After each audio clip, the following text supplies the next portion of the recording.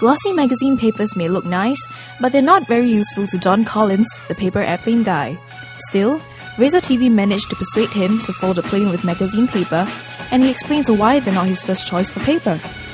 The interesting thing about magazine stuff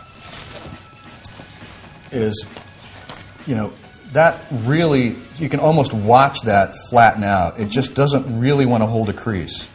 And I guess, you would, if you were designing a magazine that someone might accidentally fold, that's exactly what you would want, is that something that would not hold a crease. You flatten that out, you can barely see the crease, as opposed to a better piece of paper for folding. That crease doesn't disappear, and it doesn't flatten out.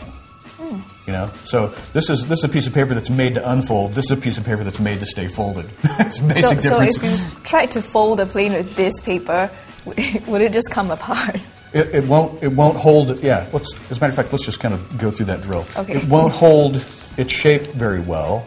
It'll constantly try to unfold itself. There's no benefit at all to folding a plane with glossy paper. You'd think that it might be lower. Look at it, just sort of start to spring back open, like it just does. It goes, no, I don't want to be a paper airplane. Look at it, it's refusing. So this guy, once you put it into, see how much it'll spring up, but it's really maintaining. See how the folds here are starting to curve back out of shape. See how crisp these guys stay. Yep. It's just a huge difference.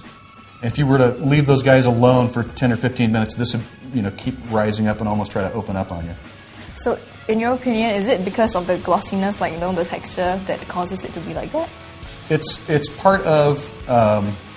It's tougher to break the fibers in this particular paper than in this paper. So the fibers are a little more stout, which again is exactly what you'd want for something that you're going to read and keep in a reading sort of format. Mm-hmm. But it's completely wrong for paper airplane making. Could you just try anyway? Oh, sure.